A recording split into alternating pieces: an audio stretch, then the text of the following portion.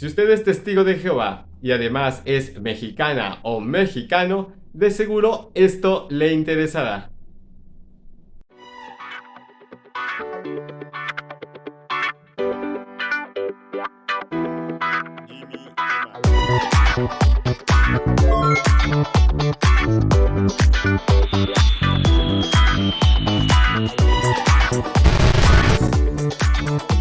Y no se olvide de suscribirse a mi canal y de regalarme un like para que YouTube recomiende esta aportación. Gracias. Los comités judiciales de la Congregación Cristiana de Testigos de Jehová, asociación religiosa a quien denominaré Testigos de Jehová AR, dentro de la República Mexicana, violan de forma directa la ley de asociaciones religiosas y culto público. Pues en su título primero y artículo segundo en el inciso E, que se expresa de la siguiente manera: el Estado mexicano garantiza en favor del individuo los siguientes derechos y libertades en materia religiosa. El inciso E dice: a no ser objeto de ninguna inquisición judicial o administrativa por la manifestación de ideas religiosas. ¿Lo sabía usted? Ahora, para entender a qué se refiere con inquisición desde el punto de vista legal, lo deberíamos de entender bajo el contexto de la historia. Así es que analicemos un poco de historia. Con la llegada de los españoles a América, quienes traían la autoridad máxima, no con esto queriendo restar importancia y autoridad a los gobiernos de los pueblos indígenas, según sus culturas, a lo largo y ancho de nuestra América, por ejemplo, los taínos en el Caribe, es decir, en Puerto Rico, y al este de Santo Domingo, los aztecas en México, incluso un remanente de la cultura maya en Yucatán, México, y Centroamérica, los mapuches regados en Chile y Argentina, y por qué no decir de los incas en el Perú, los chipchak y los arawak en Colombia, asimismo en las regiones de los ríos Amazonas, Putumayo y Caquetá. Esto significa la gran diversidad que en América había en cuestión o en tema de culturas y la subyugación durante la colonización, pero además de esto del dominio brutal de la monarquía hispánica.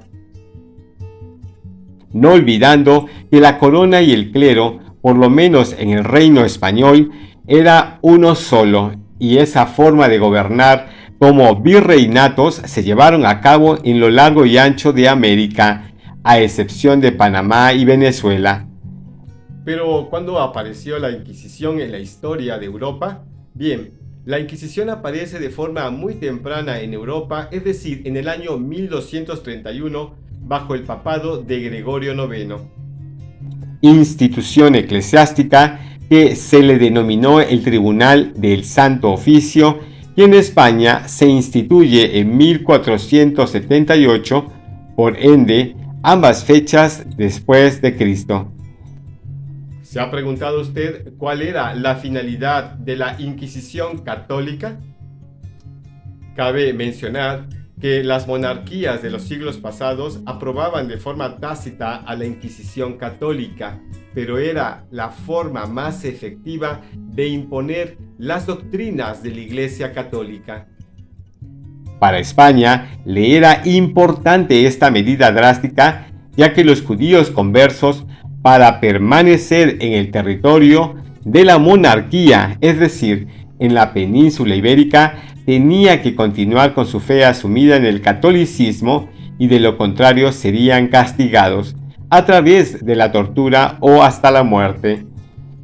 Si tomamos en cuenta el riesgo que asumía la corona española cuando había judíos conversos y que en un momento dado ellos podían hacer o podrían hacer prosélitos en territorio español, el temor era mucho menos latente en la Nueva España o en las colonias de América.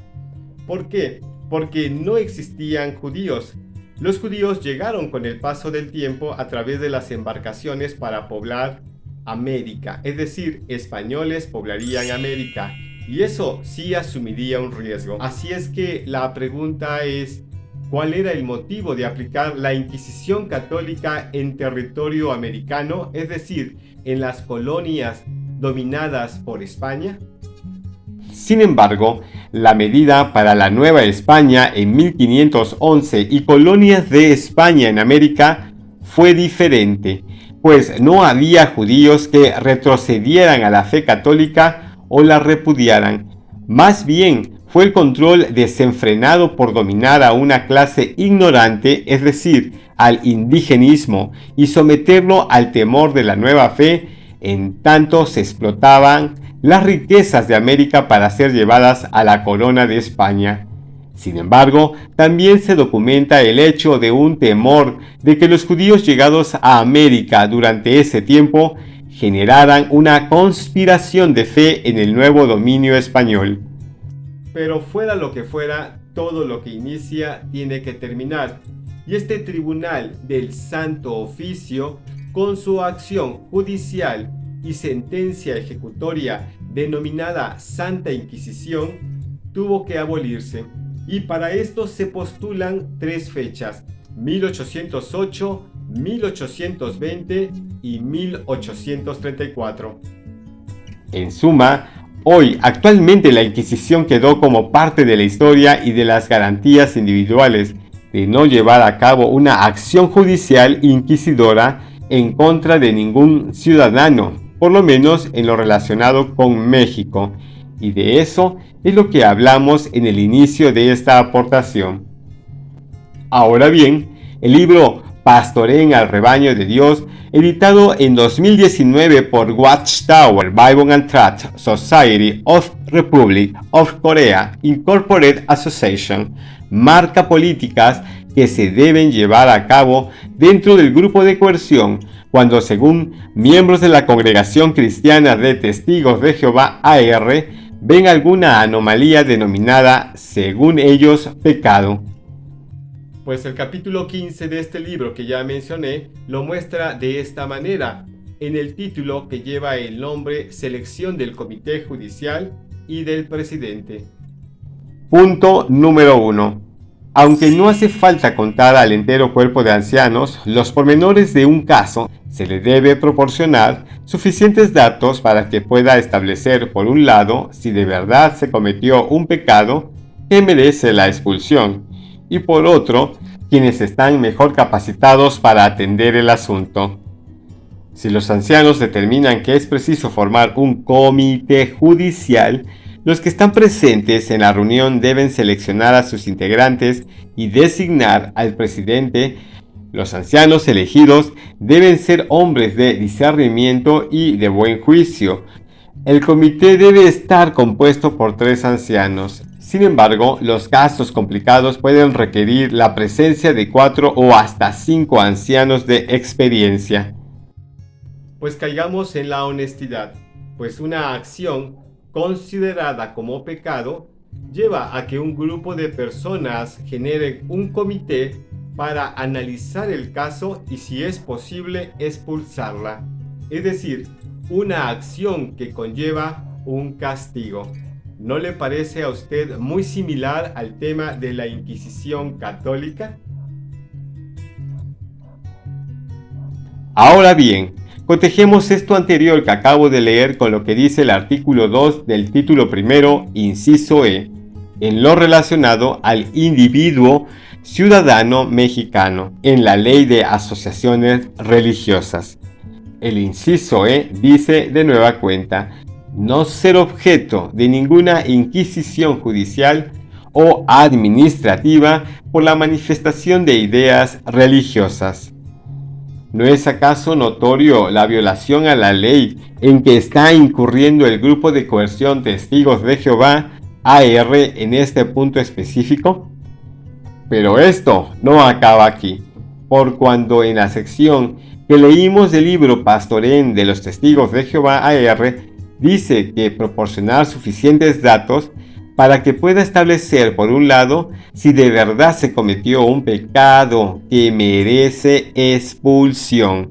Y noten lo que dice el inciso C: no ser objeto de discriminación, coacción u hostilidad por causa de sus creencias religiosas, ni ser obligado a declarar sobre las mismas.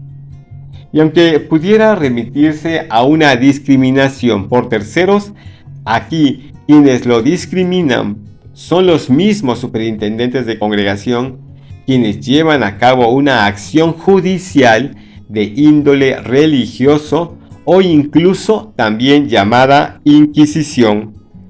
Insisto, el clero de Testigos de Jehová se conforma para ser un comité judicial inquisitorio para analizar un tema de fe de una persona que ha o se ha retractado de la verdad bíblica o que quizás haya cometido algún pecado. Sin embargo, ¿no es esto lo que nos pone en atención o en alerta la misma ley de asociaciones religiosas y culto público? Pero además del tema de que se ejecuta un comité judicial inquisitorio en contra de un individuo ciudadano que tiene todos sus derechos y garantías amparados por la ley mexicana, aparte de ello se le lleva a la discriminación, a la muerte social, y se comete una segunda violación a la ley en relación de asociaciones religiosas y culto público. ¿Qué piensan, amigos, al respecto? ¿Es acaso el grupo de coerción Testigos de Jehová AR que permanece limpio de todos estos temas? ¿O será que realmente es culpable y que el gobierno debería de analizar sus políticas con que interactúa con sus propios individuos o adeptos o fieles de su propia iglesia? Así es que me gustaría que me dejen sus comentarios, que serán importantes, pero además de esto, si consideran que esta información es de vital importancia, regálenme un like para que YouTube siga recomendando esta información, y aparte de ello, si no se han suscrito a mi canal, los invito cordialmente a hacerlo. Y nos veremos en una próxima, amigos. Hasta la vista.